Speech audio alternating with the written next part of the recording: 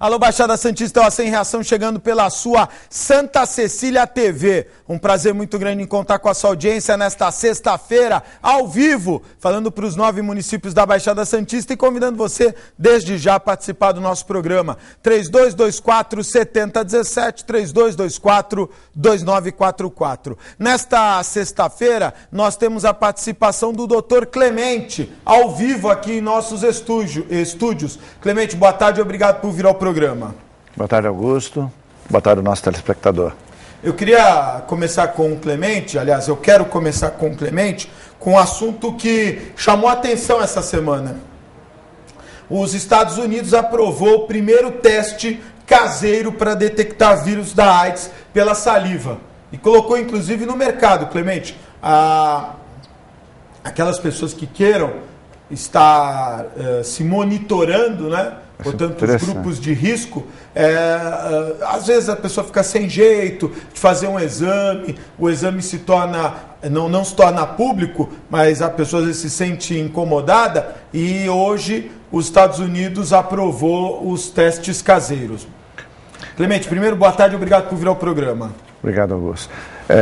Eu acho que esse teste realmente vai ser muito importante, como você falou, ainda existe aquele tabu grande, né, em se fazer exame e fica a ideia de se expor e que as pessoas em volta ficam sabendo. Esse teste realmente, ele tem uma positividade bastante alta, viu, Augusto? Ele tem, vamos dizer, na detecção, porque você tem os falsos positivos e os falsos negativos, né?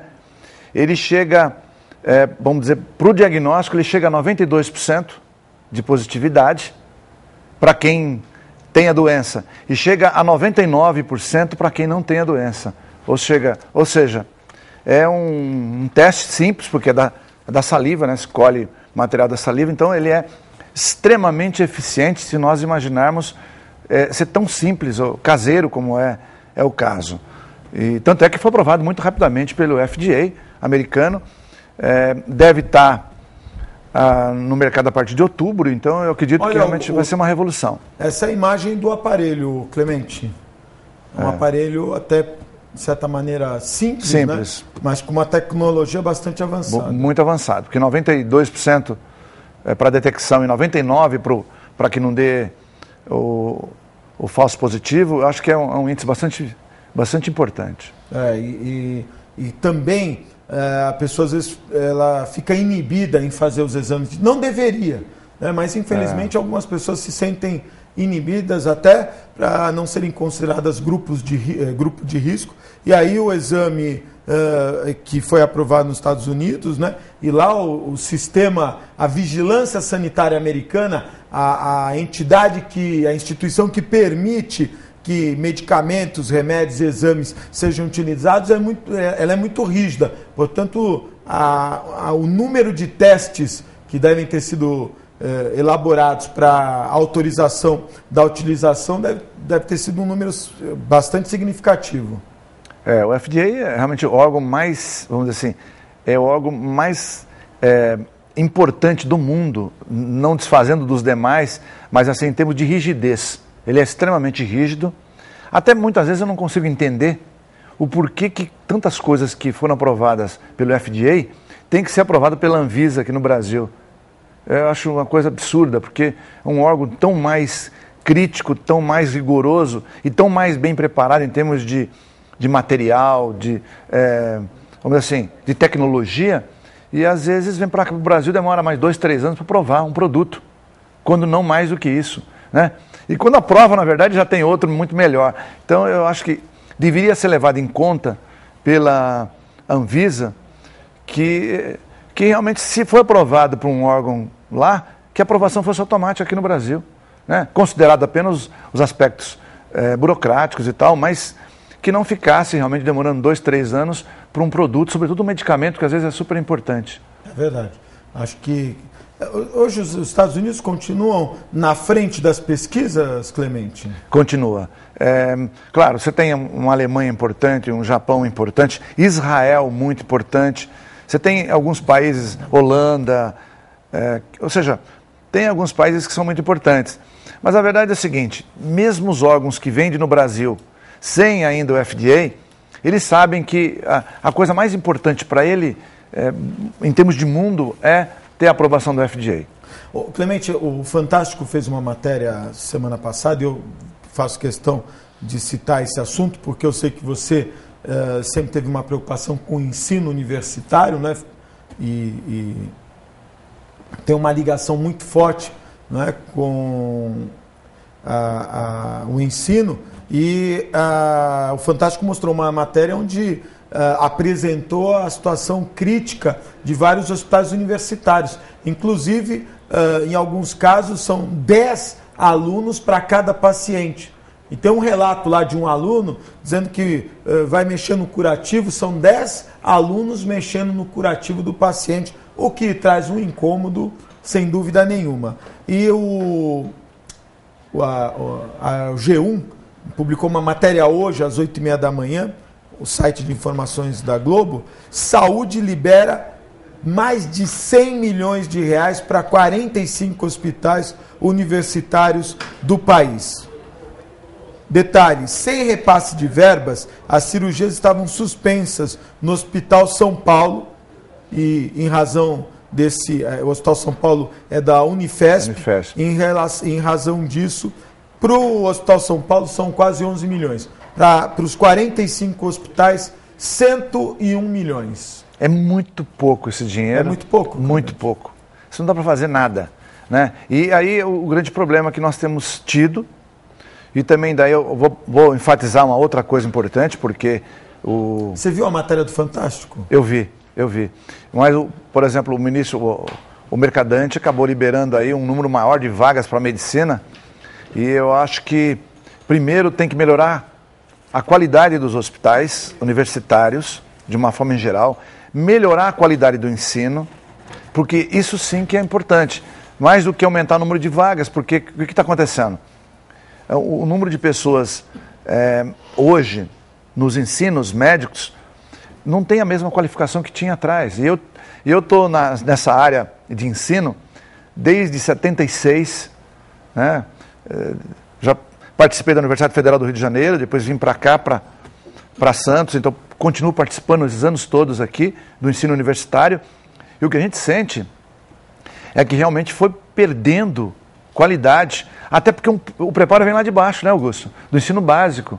E essas pessoas não têm um bom ensino lá embaixo, consequentemente não tem no colegial, entra para a faculdade já despreparado e por força disso que nós falamos, de uma qualificação melhor dos hospitais, se acaba comprometendo a qualidade do ensino. Então eu diria que essa verba é irrisória para um volume de 40 instituições. E a defasagem, né? Totalmente. Porque não são 100 milhões a todo momento. Quer dizer, são 100 milhões hoje, quiçá quando virar mais dinheiro. Se você imaginar, 41, tira 10, 11 milhões da Unifesp, sobrou 100 milhões, dividido por 40 dá 2,5 milhões para cada uma. Você não faz absolutamente nada com 2,5 milhões em saúde. Muito menos qualificar esses hospitais que são hospitais universitários para o ensino. Clemente, não é uma crítica, uma constatação que eu vou contar aqui. Eu já contei uma vez, mas eu acho que é importante, porque é engraçado, mas é muito trágico a historinha que eu vou contar. Só queria registrar aqui, daqui a pouco nós vamos estar... Pode mostrar lá, Felipe, por favor. Daqui a pouco nós vamos ter aqui nosso programa. Eu recebi um pedido de uma entidade, de algumas pessoas pertencentes a uma entidade lá de Cubatão, a APAI de Cubatão, e está aqui toda uma diretoria, advogados. A APAI de Cubatão passa um momento difícil, precisa se recuperar de um déficit. Eu já tive em outras oportunidades, falei muito, 2010, 2011, era até uma moça presidente, e naquela época elas estavam com dificuldade de repasses com a prefeitura, por conta de um imbróglio que já vinha do governo do Clermont, e os nossos convidados vão poder me ajudar a esclarecer e divulgar o que está sendo feito para poder ajudar a APAI, que atende crianças com necessidades especiais, que sempre demandam uma atenção diferenciada.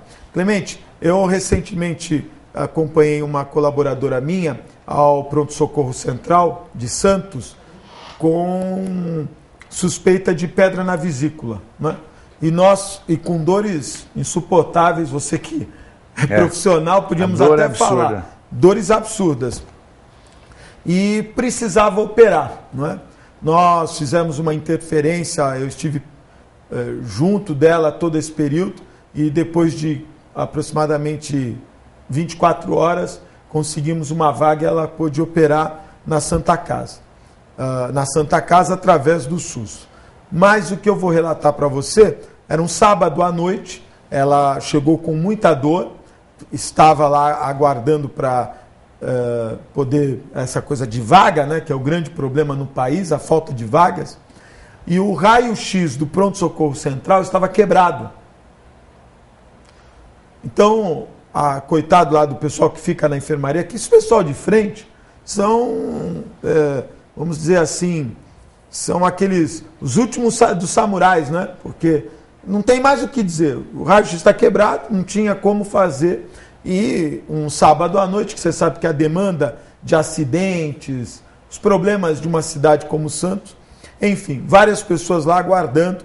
E eu vi a atendente dizer para mais de um paciente que precisava tirar um raio-x que eles não tinham como levar individualmente através de ambulância, porque estavam sem ambulância. Isso faz 2 meses, não mais do que isso. Eu já contei essa história, mas acho que é importante ressaltar. Eu estava lá, não gravei, porque uma coisa, acho que o meu testemunho tem mais valor que a gravação. E em determinado momento, a atendente disse, a enfermeira disse para uma das senhoras que estava lá, com um neto enfaixado, alguma coisa na cabeça, e ela disse assim, olha, nós estamos esperando juntar mais pessoas para levar todos de uma vez ao PS da Zona Noroeste, para tirar o raio-x. Ótimo. Aí tinha um senhor lá, vem uma hora, o senhor lá virou para mim e perguntou, o senhor também vai tirar raio-x? Eu falei, não, eu estou com uma outra paciente. Não, porque é o seguinte, teve um acidente de caminhão aqui, eu sou o dono do caminhão, e teve um pessoal que se machucou. Como não tem o raio-x, eu estou pondo todo mundo em cima do caminhão, eu já tenho umas 15 pessoas, e vou levar lá para a Zona Noroeste para tirar o raio-x. Eu olhei para ele e falei, mas eu acho que o senhor vai correr um risco. Ele falou, mas o pessoal tem gente que está esperando há 5, 6 horas. Eu estou te contando isso, Clemente, porque isso não é culpa do prefeito, não é culpa do secretário, não é culpa dos enfermeiros que lá estão no hospital, mas eu acho que não dá para você ter um pronto-socorro central que tem um raio-x quebrado, ou que tem um raio-x para uma cidade como Santos com um orçamento de 1.600.000. É assim mesmo que a gente tem que tratar a saúde, Clemente? Infelizmente isso acontece nos vários hospitais do Brasil todo, do Brasil né? Inteiro. É Brasil inteiro. A gente está citando aqui porque a gente vive aqui, né? Vive aqui e no fundo você quer que a coisa melhore, mas realmente é um problema. Inclusive nos hospitais universitários, essa matéria do Fantástico mostrou, não tinha um hospital com os equipamentos em dia. O que falta? Manutenção? Eu diria que falta verba mesmo, falta dinheiro. Então, eles priorizam aquilo que é mais importante, né? Como agora, por exemplo, vai aumentar a UTI, e precisa aumentar mesmo. E prioriza. Uma boa iniciativa, parabenizar o prefeito, né? Então, vai ter, assim, você tem uma verba e tem que priorizar alguma coisa. Só que quando você prioriza alguma coisa, deixou de fazer uma outra que não deixa de ser tão importante ou quase tão importante. E isso acontece em geral. Por quê? Mas um raio-x, você acha? Não, eu acho que teria que ter mais de 1, 2 ou 3, isso eu acho que tem que ter. Por quê? Exatamente porque vai quebrar mesmo, e quebra, né? Lógico. Todo lugar quebra, depois de um certo tempo, um desgaste natural, e vai quebrar, mesmo que você dê manutenção, ele quebre. Mas que você tenha um suporte, um segundo aparelho, um terceiro aparelho, eu acho que isso tem que haver. Agora,